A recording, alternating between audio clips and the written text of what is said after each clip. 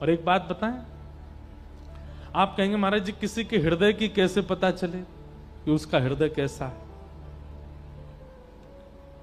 हमारे सब गुरुजन बैठे, नेत्रम वक्त्रम विकारेण।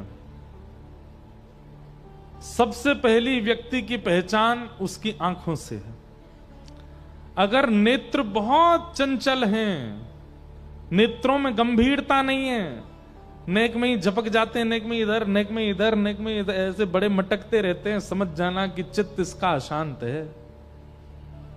कई लोगों के नेत्र बहुत जल्दी जल्दी घूमते हैं इधर उधर, धीरता नहीं है, गंभीरता नहीं है।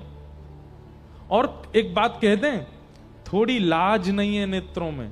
जैसे कई नेत्रों में बड़ी लाज होती है। लाज कैसी होती है? वो शांति रहते हैं, एक साथ किसी का मुख नहीं देखेंगे, थोड़ा थोड़ा लाज करेंगे, समझ जाना चित्त सुंदर है।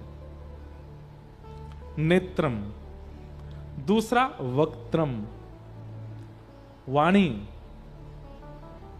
बोलते समय जैसे शब्दों का प्रयोग होता है, उन शब्दों से व्यक्ति के हृदय की स्थिति पता चल जाती है, कितना भार है शब्दों में।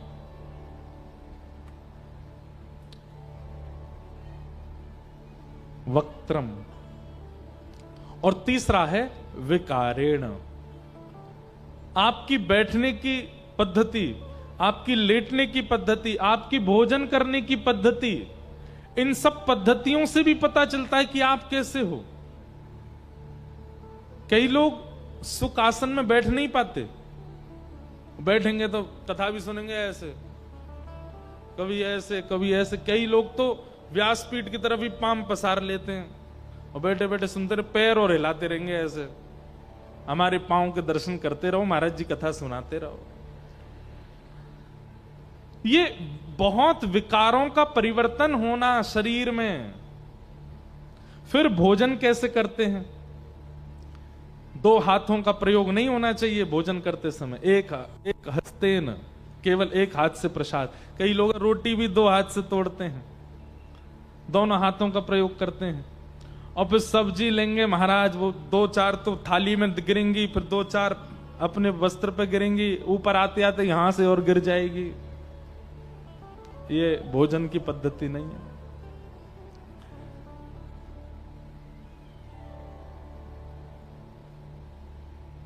इनसे पता चलता है कि व्यक्ति कैसा है। फिर सोने की पद्धति,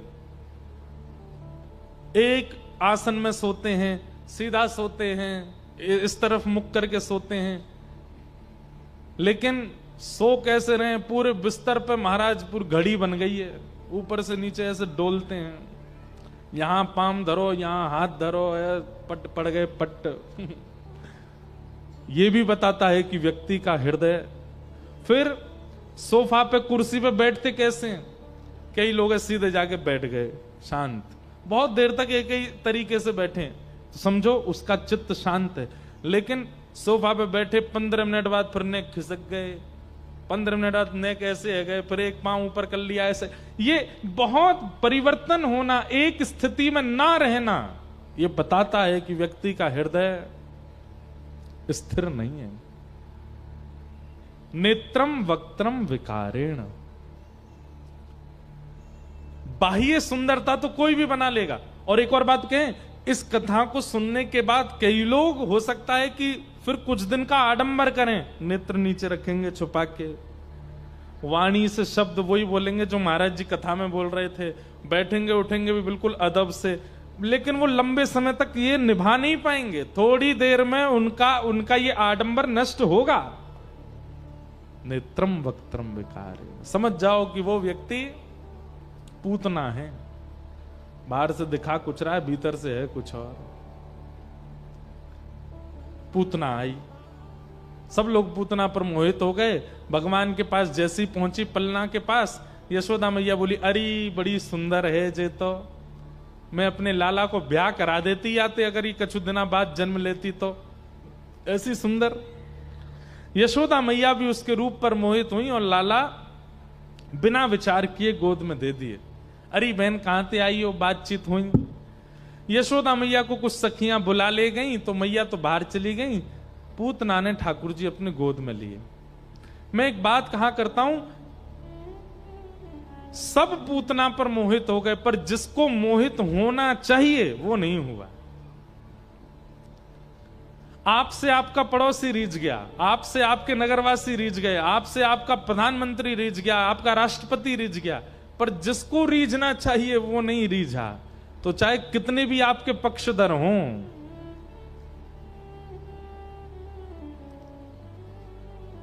कर्ण जब महाभारत युद्ध में जाता है, तो प्रसंग तो बड़ा है, मैं बस सूक्ष्म में कह दूं तो इंद्र ब्राह्मण का रूप धारण करके आता, कहता है कि मुझे दान दो। तो कर्ण कहता क्या चाहिए? बोले कवच और कुंडल दे दो।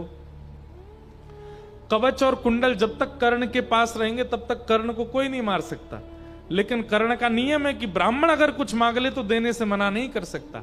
तब कर्ण के सारथी कर्ण को कहते हैं कि महाराज, हम मानते हैं कि आप दानवीर हैं, लेकिन बीच युद्ध में दान देना ये कोई धर्म नहीं है। आप ब्राह्मण से कह दीजिए युद्ध के बाद आ जाए, अभी नहीं। तब कर्ण एक बहुत अच्छी बात कहते हैं, अपने सारथी से कहते हैं, बोले मैं कब तक बचूं?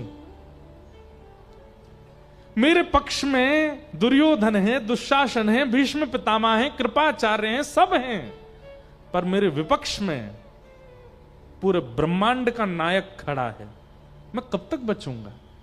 ये कवच कुंडल मेरी रक्षा कब तक करेंगे?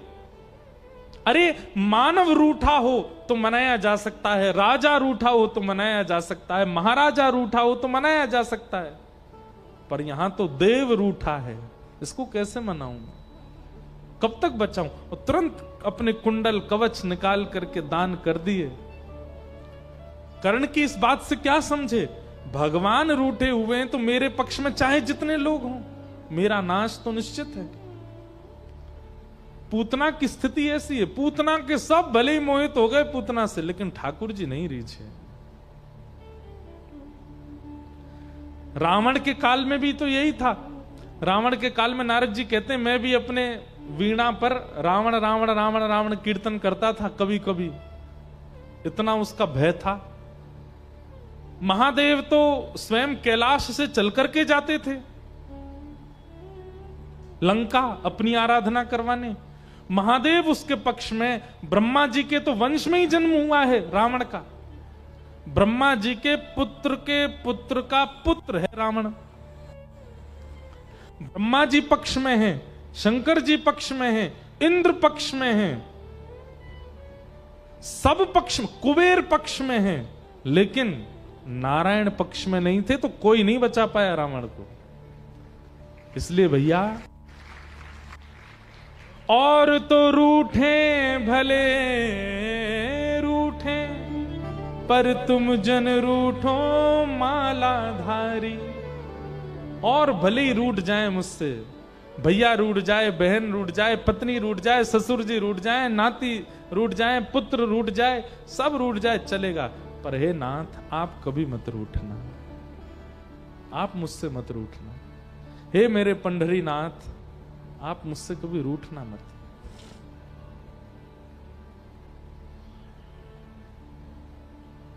पूतना से भगवान नहीं रीझे, और पूतना की गोद में जाती ठाकुर जी नेत्र तो बंद थे ही, छोटे छोटे हाथों से ऐसे ऊपर हाथ और रख लिया कि इसकी परछाई भी ना पड़े मेरे ऊपर। कितने रूठे भगवान।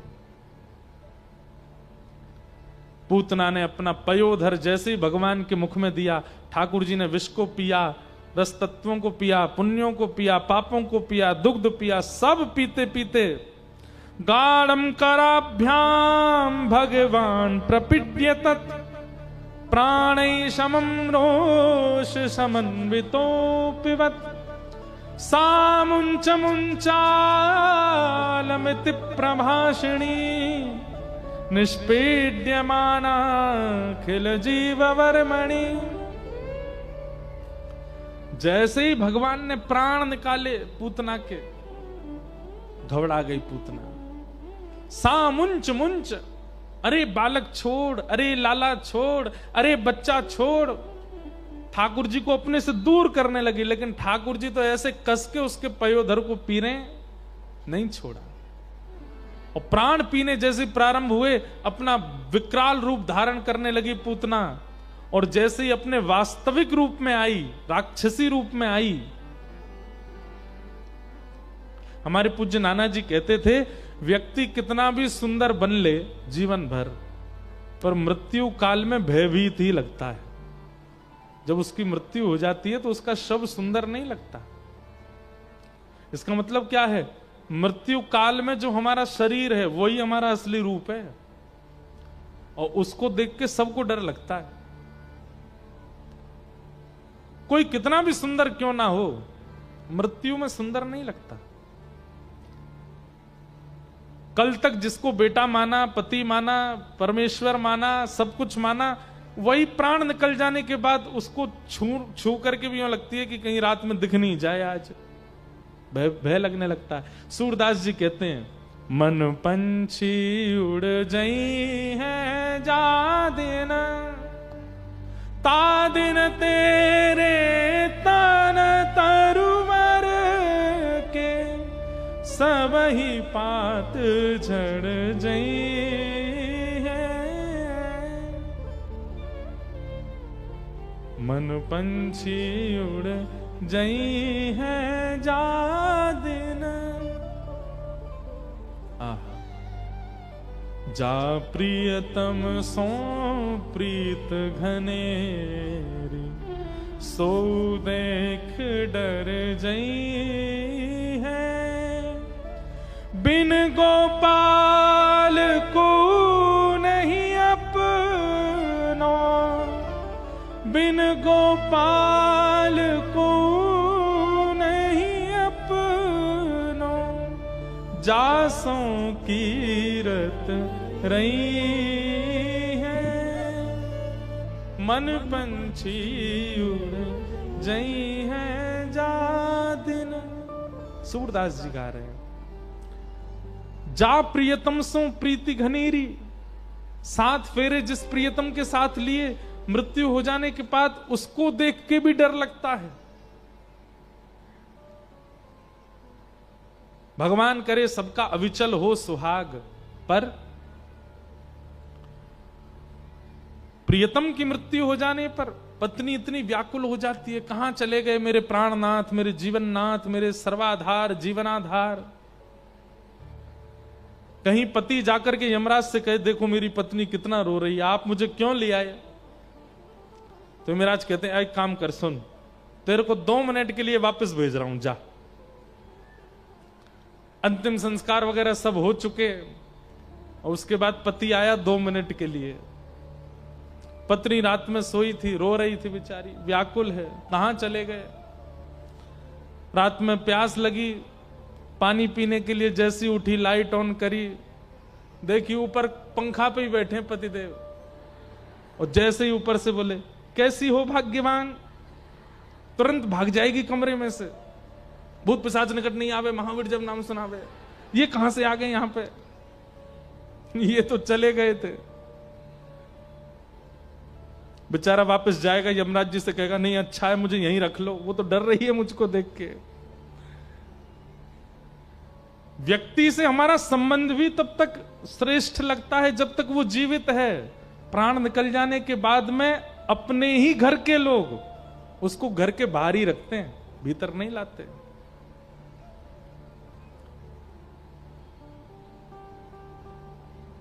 मृत्यु काल, सब भयभीत हो जाते हैं अपने मृत्यु काल में, कोई सुंदर नहीं लगता। हां, जिसने जीवन भर हरि स्मरण किया हो, हरि नाम जपा हो, जिसने जीवन भर हरि संग किया हो, उसके मृत्यु काल में लाखों लोग उमड़ पड़ते हैं उसका दर्शन करने के लिए। उनके दर्शन से हम धन्य हो जाएंगे, हमारा जीवन सफल हो जाएगा।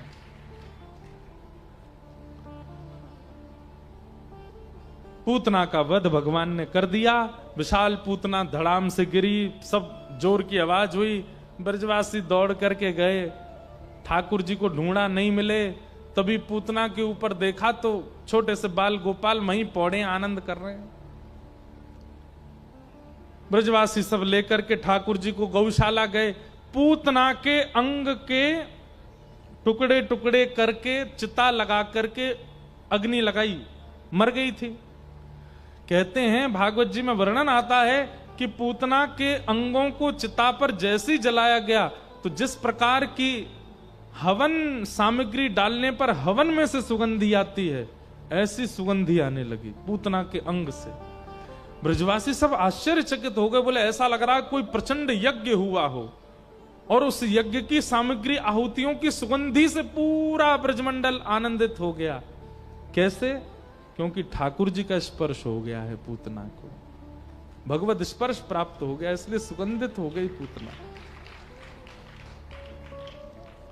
भगवान ने पूतना का उद्धार किया। ठाकुर जी 3 महीना के भये, पहली बार करवट बदली, करवट उत्सव मनाया गया। धीमे धीमे धीमे ठाकुर जी अब 1 साल के हो गए। ठाकुर जी के 2 दांत निकल आए हैं आगे वाले। और अब क्या करते हैं ठाकुर जी? जैसे ही दाऊ दादा बगल में आते हैं सो धीमे से उनका हाथ पकड़ते हैं और पकड़ के हाथ से खेलते खेलते खेलते मुख में लेते हैं, जोर से काट लेते हैं। और फिर दाऊ दादा रो, देख मैया देख, लाला के दांत निकल आए, काट रोए। यशोदा मैया ने जैसी देखी तो दाऊ दादा के 2 दांत छप गए यहां पे। तो यशोदा मैया ने फिर अपने हाथ दियो लाला के मुख में। लेकिन यशोदा मैया को ठाकुर जी दांतों से नहीं काट रहे हैं, बगल में जो मसूड़ हैं उनसे चबा रहे हैं। अब तो महाराज ब्रजवासीन की लाइन लग गई। क्यों? सब अपने हाथ कटवावे आ रहे हैं लाला थे, लाला के दांत न करे आए, लाला ने हमारा हाथ काट ले। और जैसे ही ठाकुर जी काट जाते हैं तो जो निशान बनता है दांतों का, उसी को देखते हैं, उसी को नेत्रों से लगाते हैं, उसी को हृदय से लगाते हैं। इतने आनंद में सब ब्रजवासी आ गए। पूरे दिन ब्रजवासी चारों तरफ बैठे रहते हैं। कोई लाला को ताली बजा के नचाते हैं, कोई ठाकुर जी के आगे गीत गाते हैं, कोई ठाकुर जी को झुनझुना दिखाते हैं। सब अपनी अपनी गोद में ठाकुर जी को बुलाते हैं और ठाकुर जी को जो भा जाता है उसकी गोद में जाके बैठ जाते हैं। गुटमुन चलना सीख गए हैं। एक दिन यशोदा मैया को चिंता हो गई, मेरो लाला 1 बरस को हैगो लेकिन आज तक या को नामकरण ही ना भयो। नंद बाबा ते बोली, इतनो बड़ो हमारो लाला हैगो, या को नामकरण कब होएगो? अब देवी मैं हमारे कुल पुरोहित सांडिल्य मुनि से कह तो चुका हूं, आई ना रहे। तभी नंद बाबा को खबर पड़ी कि सांडिल्य मुनि तो नहीं आ पा रहे, पर हमारे वृंदावन में, हमारे गोकुल में श्री गर्गाचार्य जी आए हैं।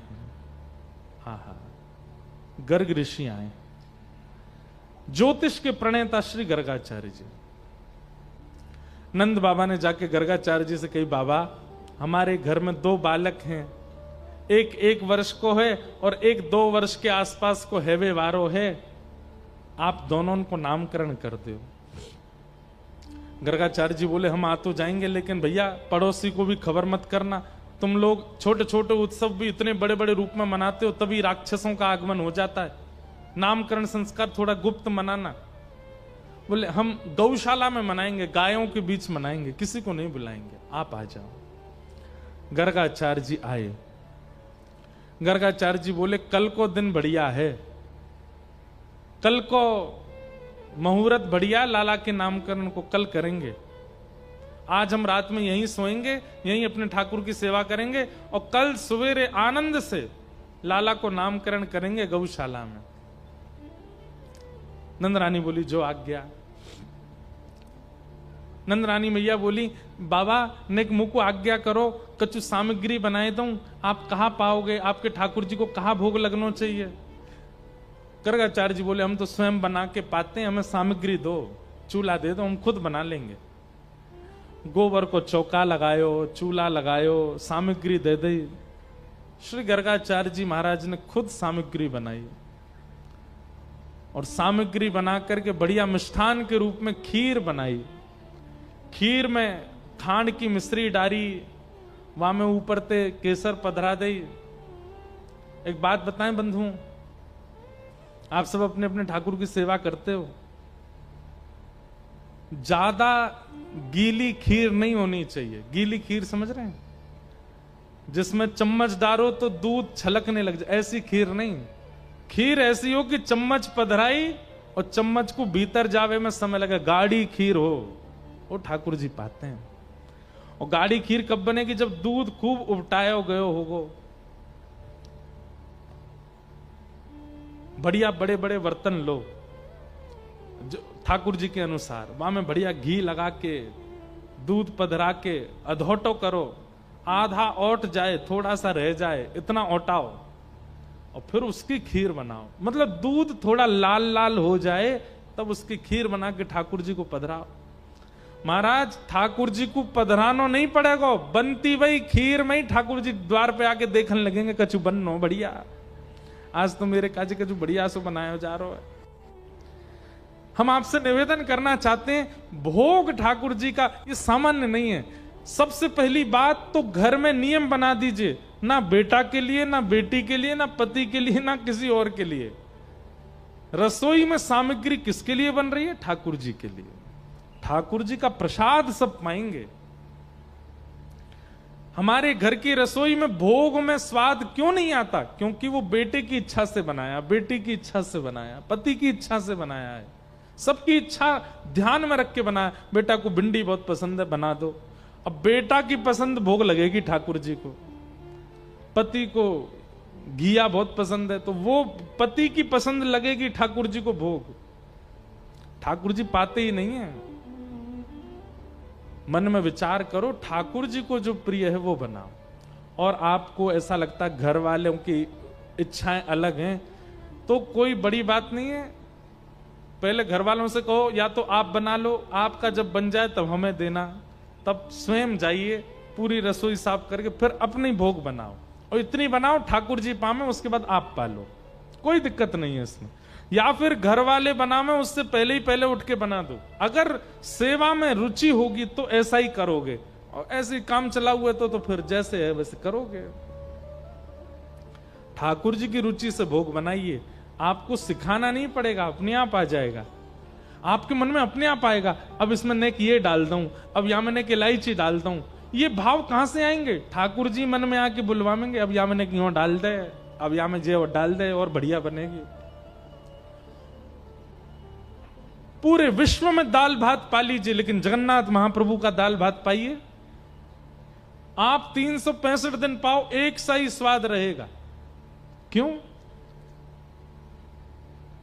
क्योंकि वहां प्रसाद किसी व्यक्ति विशेष की रुचि के लिए नहीं बनाया जाता, महाप्रभु जी की रुचि से बनाया जाता है। एक सही स्वाद, और वो स्वाद उसके आगे ऐसा लगता मानो जैसे अमृत पा रहे हों।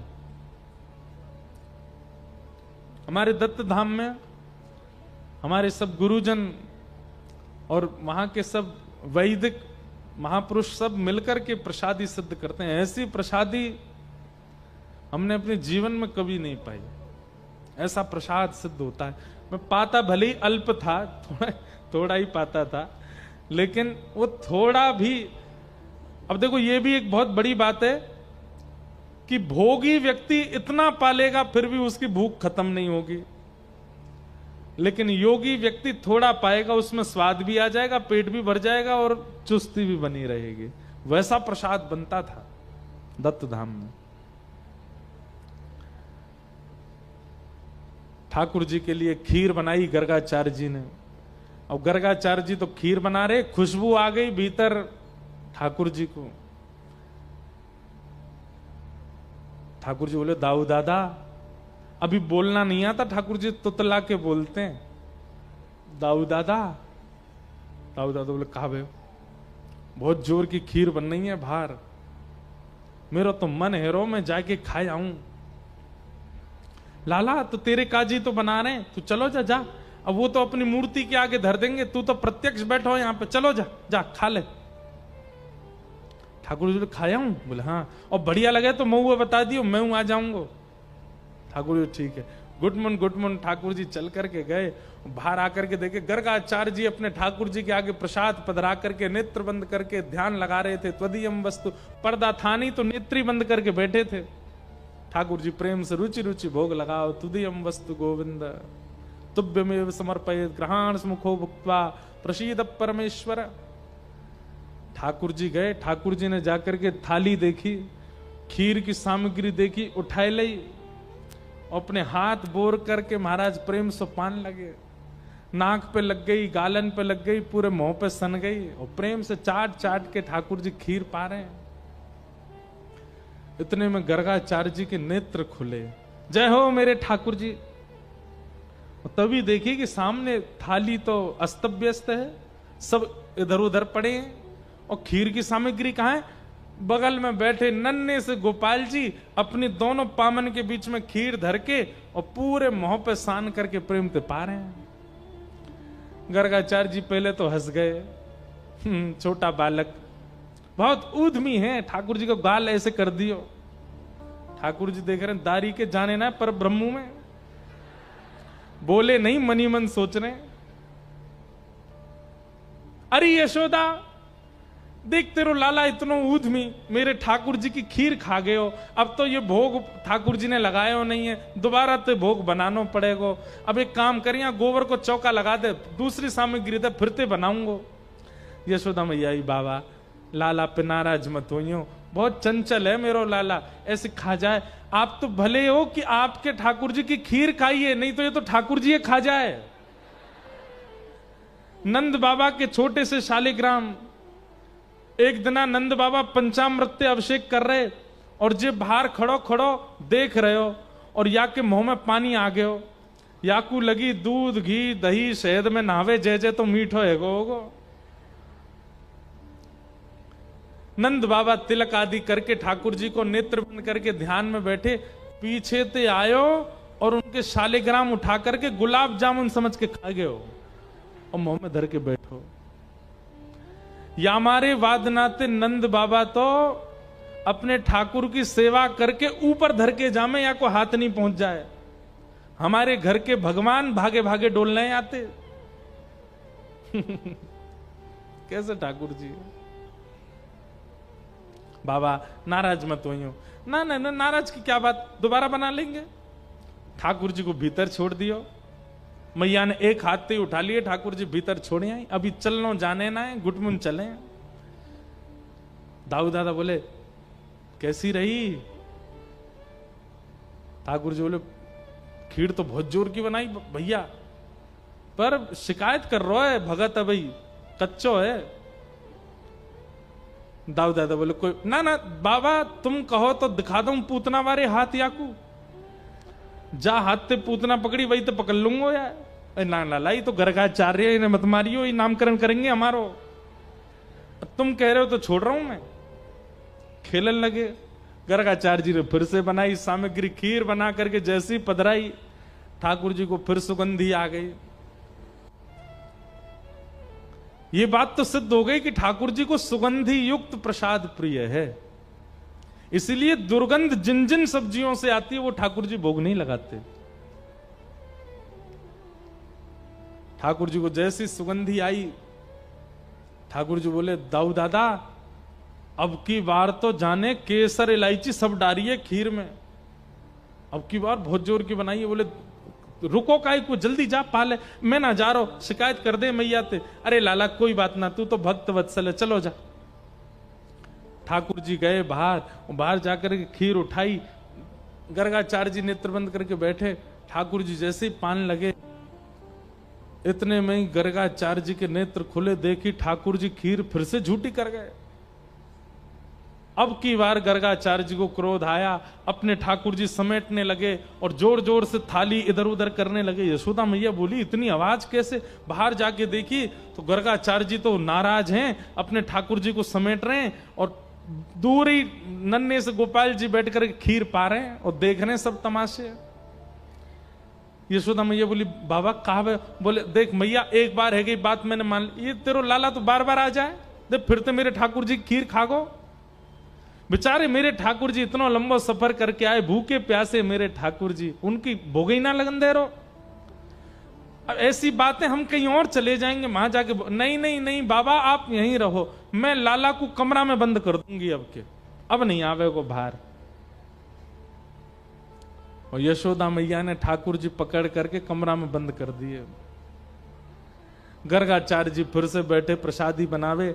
ठाकुर जी तो कमरा की खिड़की पे खड़े है गए, और खिड़की ऐसे दोनों तरफ से पकड़ के, और ठाकुर जी घूर के देख रहे हैं बाहर। गर्गाचार्य जी ठाकुर जी को देख रहे हैं, शैतान बालक। ठाकुर जी बोले अभी शैतानी तो देखी ना तेने, अब के भोग लगातारी के दिखाऊं तो है। गर्गाचार्य जी ने फिर से प्रसादी बनाई और अब की बार प्रसादी अब तो दिखा दिखा के और बनाई ठाकुर जी को। हाँ ये देखो मिश्री पड़ी खीर में, आहा खूब जोर की, ये देखो यहाँ में ये इलायची गई, आहा केसर बढ़िया वारी डाल दी। ठाकुर जी के यहाँ से लार टपक रही है। बोले खाऊंगा तो मैं ही, तू बनाया है। और गर्गाचार्य जी जय हो ठाकुर जी, अब कोई बाधा नहीं आएगी। ये सब बालक उद्यमी सब बंद हो गए कमरे में, आप प्रेम से भोग लगाओ। तदी हम वस्तु गोविंद, जैसी पधराई ठाकुर जी के आगे। इतने में गोपाल जी खिड़की से नीचे उतरे। मैया तो बाहर से बंद कर गई, पर वो तो परमात्मा है। ऐसी भ्रगुटी करी किवाड़ के ऊपर कि अपने आप ही चटकनी खुल गई और तुरंत ठाकुर जी ने किवाड़ खोली। गर्गाचार्य जी नेत्र बंद करके बैठे, घुटमुन चल के ठाकुर जी गए और खीर उठाई। उठा करके जैसे ही नेक मुंह में लई, आहा ऐसा स्वाद। ठाकुर जी के मुंह में पानी आ गया, प्रेम से पान लगे। गर्गाचार्य जी को चप चप खावे की आवाज आ गई। ठाकुर जी गर्गाचार्य जी बोले अब के कैसे आयो, और जैसे ही नेत्र खोल करके पकड़ने के लिए हाथ आगे बढ़ाया, ठाकुर जी ने शंख चक्र गदा पद्म चतुर्भुज रूप धारण कर लिया और रूप धारण करके श्री गर्गाचार्य जी को दर्शन कराए। ठाकुर जी विशाल नहीं हुए, नन्हे से गोपाल जी के ही 4 भुजा प्रकट हो गई। एक भुजा में खीर को पात्र है, एक भुजा से स्वयं पा रहे हैं और अपनी दूसरी भुजा से खीर लेकर के श्री गर्गाचार्य जी को पवा रहे हैं। पाओ, प्रेम से पाओ। गर्गाचार्य जी के नेत्र सजल है गए। ठाकुर जी के चरणों में भगवान में आपके रूप को जान नहीं पाया। ठाकुर जी बोले हम जिसको चाहेंगे वही जान सकता है, इसलिए आप चिंता मत करो। हमने आपको अपने परब्रह्म रूप का दर्शन इसलिए कराया है कि कल यशोदा मैया जब हमको लेकर के बैठेगी आपके सामने, आप हमारी मस्तिष्क रेखा पढ़ोगे तो आपको सब पता चल जाना है कि हम कौन हैं। कहीं उस समय गलती से आपके मुख से नहीं निकल जाए कि मैं नारायण हूं, इसलिए मैं अभी दर्शन करा रहा हूं। मैं परब्रह्म हूं, परमात्मा हूं, नारायण हूं। लेकिन ये बात मैया को मत बताना। नामकरण करके चुपचाप दक्षिणा लेके चलते बनी हो। मैया से अगर तुमने यूं कही कि मैं परमात्मा हूं तो फिर देखना, नहीं जैसे मैं कुछ नहीं कहूंगा। बोला अभी रज के खूब दर्शन कर लो, प्रणाम कर लो और कल नामकरण ऐसे करना जैसे सामान्य बालक का किया। गर्गाचार्य जी बोले जो आज्ञा। और दूसरे दिन श्री गर्गाचार्य जी महाराज नामकरण के लिए बैठे। बड़े बालक का नाम राम रखा, लेकिन बोले कि बल की अधिकता के कारण पूरा विश्व इनको बलराम कहकर के पुकारेगा। और छोटे बालक का नाम रखा शुक्ले रक्तस्तथापीत इदानिम कृष्णताम गतः। छोटे बालक का नाम कृष्ण रखा। बोलो बाल कृष्ण लाल की।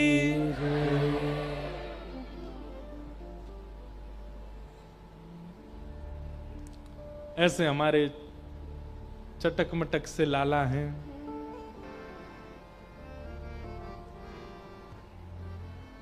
वाह हो ऐसो, हाँ ऐसो, हो ऐसो चटक मटक सो ठाकुर, तीनों लोकन हूँ मैं नाय।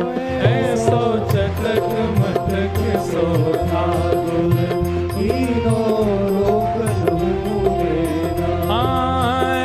ऐसो चटक मटक सो ठाकुर, तीनों लोकन हूँ मैं नाय। ऐसो चटक मटक सो ठाकुर, तीनों लोकन हूँ मैं नाय। लोकन हूँ मैं नाय, तीनों लोकन हूँ मैं नाय। हाँ लोकन हूँ मैं नाय, तीनों लोकन हूँ मैं नाय। अरे हाँ लोकन हूँ मैं नाय, तीनों लोकन हूँ मैं नाय। हाँ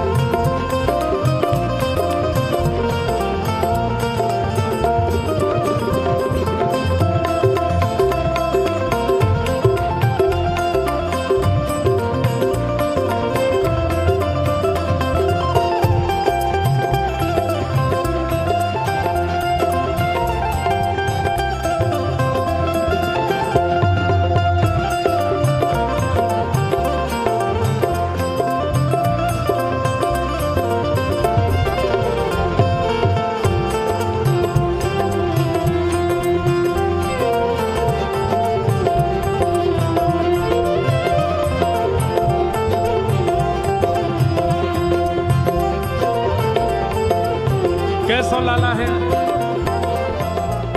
तीन ठोर ते टेढ़ो दिखे, तीन ठोर ते टेढ़ो दिखे, तीन ठोर ते टेढ़ो दिखे, तीन ठोर ते टेढ़ो दिखे। नटकी सी चलगत यह सीखे, नटकी सी चलगत यह सीखे। तिरछे नैन चलावे तीखे, तिरछे नैन चलावे तीखे। सब देवन को देव तो ये ब्रज में घेरे गाए। हाँ, सब देवन को देव तो ये ब्रज में घेरे गाए। अरे हाँ, सब देवन को देव तो ये ब्रज में घेरे गाए। हाँ, सब देवन को देव तो ये ब्रज में घेरे गाए। ऐसा, ऐसा, ऐसो चटक मटक सो ठाकुर तीनों लोगन मुँह में। ऐसो चटक मटक सो ठाकुर तीनों लोगन मुँह में। ऐसो चटक मटक सो ठाकुर तीनों लोकन मुँह में ना। ऐसो चटक मटक सो ठाकुर तीनों लोकन। और कैसे रूप छवि लो है ब्रज सुंदर, रूप छवि लो है ब्रज सुंदर, रूप छवि लो है ब्रज सुंदर, रूप छवि लो है ब्रज सुंदर। बिना बुलाए डोले घर घर, बिना बुलाए डोले घर घर। प्रेमी ब्रज गोपिन को चाकर, प्रेमी ब्रज गोपिन को चाकर। हाँ, प्रेमी ब्रज गोपिन को चाकर, प्रेमी ब्रज गोपिन को चाकर। प्रेमी ब्रज गोपिन को चाकर, प्रेमी ब्रज गोपिन को चाकर। ऐसो, हाँ, ऐसो प्रेम बढ़ो माखन की चोरी करके खाए। हाँ, ऐसो प्रेम बढ़ो माखन की चोरी करके खाए। ओ ऐसा, ऐसा, नेक जोड़ दे जय हो आनी चाहिए। ओ ऐसा, ऐसा, ओ ऐसो चटक मटक सो ठाकुर तीनों लोकन मुँह में ना। ऐसो चटक मटक सो ठाकुर तीनों लोकन मुँह में। ओ ऐसो चटक मटक सो ठाकुर तीनों लोकन मुँह में ना। ऐसो चटक मटक सो ठाकुर तीनों लोकन। मन नंद के लाला की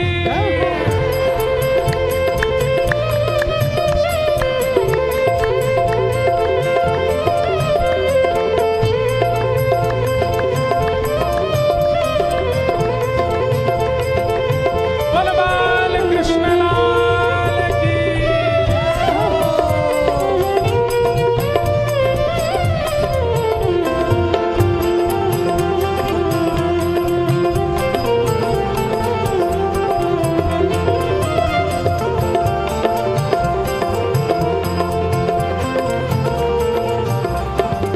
और बड़े बड़े असुरन को मारो, बड़े बड़े असुरन को मारो। नाग कालिया पकड़ पछाड़ो, नाग कालिया पकड़ पछाड़ो। नाग कालिया पकड़ पछाड़ो, नाग कालिया पकड़ पछाड़ो। 7 दिनन तक गिरिवर धार्यो, 7 दिनन तक गिरिवर धारो। हाँ, 7 दिनन तक गिरिवर धारो, 7 दिनन तक गिरिवर धारो। ऐसो बलि तो, हाँ ऐसो बलि तो खेलन में ग्वालन सो पिट जाए। हाँ ऐसो बलि तो खेलन में ग्वालन सो पिट जाए। बड़े बड़े राक्षस मार दिए, गिरिराज जी उठा लियो, इतनो बलवान हमारो लाला। लेकिन मधुमंगल नेक इशारों कर दे सो ठाकुर जी पछाड़ खा के गिर जाए। हाँ ऐसो बलि तो खेलन में ग्वालन सो पिट जाए। हाँ ऐसो बलि तो खेलन में ग्वालन सो पिट जाए। हो ऐसो, ऐसो, हो ऐसो चटक मटक सो ठाकुर तीनों लोकन हूँ मैं ना। ऐसो चटक मटक सो ठाकुर तीनों लोकन हूँ मैं ना। हाँ ऐसो चटक मटक सो ठाकुर तीनों लोकन हूँ मैं ना। ऐसो चटक मटक सो ठाकुर तीनों लोकन हूँ मैं ना। लोकन हूँ मैं नाए, तीनों लोकन हूँ मैं नाए। हाँ तीनों लोकन हूँ मैं ना। अरे ऐसा, हाँ ऐसा, हो ऐसो चटक मटक सो ठाकुर तीनों लोकन हूँ मैं नाए। ऐसो चटक मटक सो ठाकुर तीनों लोकन हूँ मैं ना। गोविंद बोलो हरि गोपाल बोलो, गोविंद बोलो हरि गोपाल बोलो। गोविंद बोलो हरि गोपाल बोलो। गोविंद बोलो हरि गोपाल बोलो। श्री राधा रमण हरि गोविंद बोलो, राधा रमण हरि गोविंद बोलो। प्यारे राधा रमण हरि गोविंद बोलो। प्यारे राधा रमण हरि गोविंद बोलो। हरि गोविंद बोलो हरि गोपाल बोलो, गोविंद बोलो हरि गोपाल बोलो। जय गोविंद बोलो हरि गोपाल बोलो। गोविंद बोलो हरि गोपाल बोलो। राधा रमण हरि गोविंद बोलो, राधा रमण हरि गोविंद बोलो। हरि राधा रमण हरि गोविंद बोलो।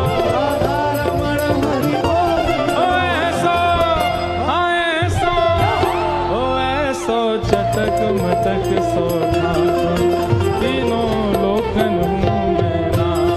ऐसो चटक मटक सो ठाकुर तीनों लोकन हूँ मैं ना। हाँ ऐसो चटक मटक सो ठाकुर तीनों लोकन हूँ मैं ना। ऐसो चटक मटक सो ठाकुर नंद के लाला की, बाल कृष्ण लाल की जय, जय श्री राम।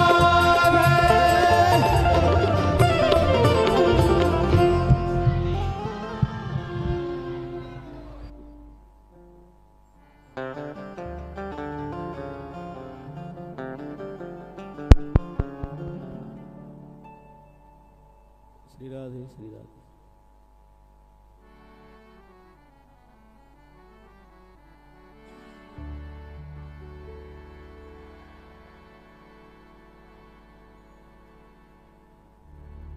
केशवा माधवा। बोलो वृंदावन बिहारी लाल की। आज पूज्य गोविंदास दरबार के संत पूज्य श्री सुनील कुमार उदासी जी भी हमारे यहाँ पधारे हैं। आप सब भुसावल निवासियों की ओर से पूज्य महाराज जी को बारंबार प्रणाम, बारंबार वंदन। सब लोग अपने अपने स्थान से ही महाराज जी को वंदन करो। ठाकुर जी को नामकरण है गयो और भगवान का नाम कृष्ण रखा गया। करशतीत कृष्ण इदानिम कृष्ण ताम गतः। ठाकुर जी का नाम कृष्ण रखा गया। और अब धीमे धीमे ठाकुर जी लीलाएं कर रहे हैं। बाल गोपालों के साथ 3.5 वर्ष के लाला घर घर जामे और घर घर जाकर के ऐसो आनंद करें, ऐसी चोरी करें माखन की।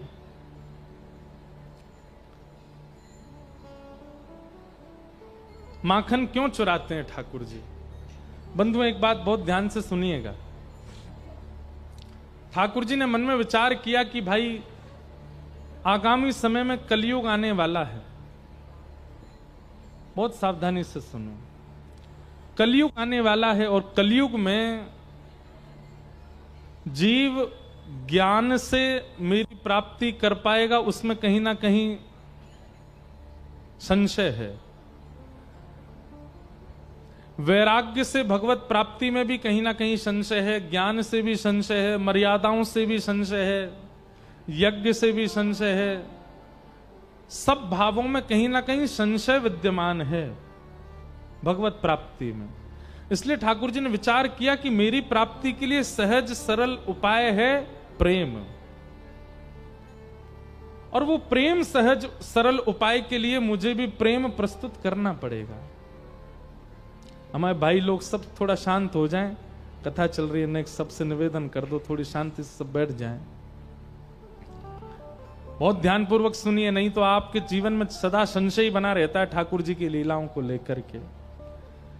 श्री कृष्ण ने विचार किया कि अभी कलयुग आने वाला है, कलयुग में ज्ञान में मेरी प्राप्ति में संशय है, वैराग्य में भी संशय है, विरक्ति में भी संशय है, सब प्रकार से मेरी प्राप्ति में कहीं ना कहीं संशय है मुझे कि लोग मेरी प्राप्ति नहीं कर पाएंगे।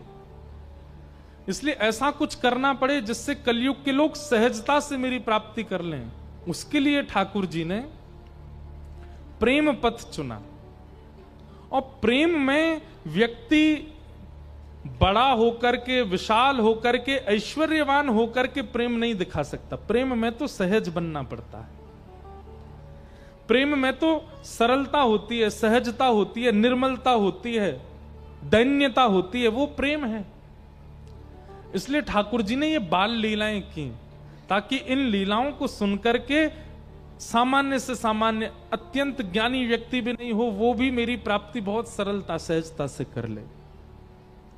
हमारे पंढरपुर में श्री विट्ठल भगवान के लिए कहा जाता है कि श्री पंडरीनाथ भगवान सीधे साधे भक्तों के ठाकुर जी हैं। बहुत सरल, बहुत सीधे, बहुत निर्मल हृदय के ज्यादातर वैष्णव जाते हैं ठाकुर जी का दर्शन करने के लिए।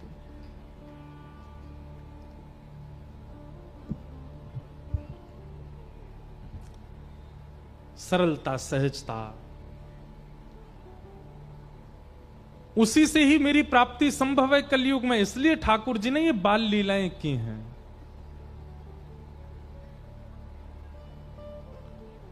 कि श्रृंग्यग्निदंष्टि जलद्विजकंटकेभ्य क्रीडा परावति चलौ स्वसुतो निषेद्धुम्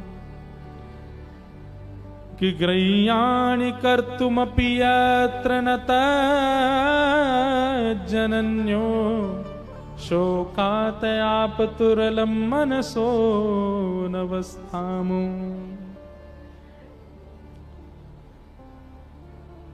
अद्भुत लीला है।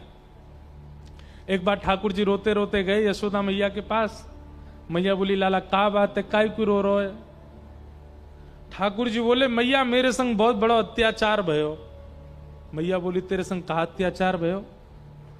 बोले, मेरे संग ये अत्याचार भयो कि मैया मैं 3.5 बरस को है गयो और अभी तक मेरे सबरे दांत नहीं निकल के आए। और मैंने देखी एक गैया को बछड़ा कछु दिना पहले भयो या के सबरे दांत आ गए, मेरे दांत क्यों ना निकल के आए मैया? मैया बोली, लाला तू छोटो है अभी, या हमारे ना निकले। ठाकुर जी बोले, मैया मो सबरी बात पतो। बोले, कहा पतो? बोले, गैया जो है का है वो चारों खावे, भूसो खावे और वहां के गर्भ में जो बालक रह का है वो खूब तंदुरुस्त हिष्ट पुष्ट है जाए। लेकिन मैया तेने जरूर रोटी सब्जी खाई होंगी जब मैं गर्भ में रहे होंगे, या हमारे मेरे 2 ही दांत निकले अभी तक। मैया बोली वाह लाला, कहा बात ढूंढ के लाए हो। मैया बोली तू लाला मक्खन खावे, दूध पिए कर, मक्खन ते चीकनो है जाए तेरो मुंह, दांत तेरे निकले लेकिन पेट में चले जाएं। ठाकुर जी ने उस दिन से परहेज कर लिया, मक्खन नहीं खाऊंगा, दूध ही दूध पीते हैं पूरे दिन। और पूरे दिन दूध पी के फिर मणि में जाके देखते मेरे कितने दांत निकल आए। द्यमष्टि, ये लीलाएं ठाकुर जी क्यों कर रहे हैं भाई? जितना श्रेष्ठ व्यक्ति और वो जितना सरल सहज हो जाता है ना, समाज में उतना प्रेम का संचार हो जाता है। वैसे तो कोई तुलना नहीं है, लेकिन अभी प्रधानमंत्री हमारे वो श्रेष्ठ व्यक्ति हैं। अभी वो आ जाए अचानक कथा में, क्या होगा? पागल हो जाएगी जनता। और वो आकर के क्या करें, यहीं बैठ जाए नीचे जमीन पे। कल पूरे दिन पूरे अखबारों में न्यूज में एक ही खबर होगी, प्रधानमंत्री जी गए नीचे बैठ गए, इतनी सहजता इतनी सरलता से। क्यों? क्योंकि कहीं ना कहीं पदवी है ना, वो पदवी से सरल हो गए। तो पदवी वाला व्यक्ति जब बहुत सहज हो जाता है तो सहज ही प्रेम का संचार हो जाता है। ठाकुर जी की पदवी है, वो परमात्मा है, उनको आवश्यकता नहीं है इन लीलाओं की, लेकिन वो फिर भी सहज क्यों बन रहे हैं? ताकि जितना हो सके प्रेम प्रचलित हो। एक हमारे ब्रज की एक लीला है। ठाकुर जी एक दिन गए मैया से जाके बोले, मैया मैं बहुत टेंशन में हूं। अब टेंशन तो नहीं बोली होगी ठाकुर जी ने, यूं कही हुई चिंता में हूं। मैया मैं बड़ो चिंता में हूं। मैया बोली कहा भयो? मैया मेरो एक सखा बन गयो है। अब वो सखा कहा करे? बोले पूरे दिन मेरो हाथ पकड़ के रखे, मुंह छोड़े ही ना, नेक भी ना छोड़े। देख मैया मेरे हाथ कैसे नीरे नीरे पड़ गए। मैया बोली क्यों पड़ गो तेरे पीछे, क्यों तेरो हाथ पकड़ के रहे?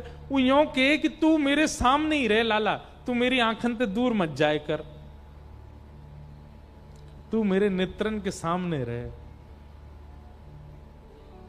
मैया वो कछु ना करे, पूरे दिन बस मोये देखते रहे। कभी मेरे कान छू के देखे, कभी मेरी नाक छू के देखे, कभी मेरी आंख छू के देखे, कभी मेरे होठन पे हाथ चला दे। पूरे दिन मैया मोये देखते रहे। मैया मुंह बहुत परेशान करे, लेकिन कहा करूं वो इतना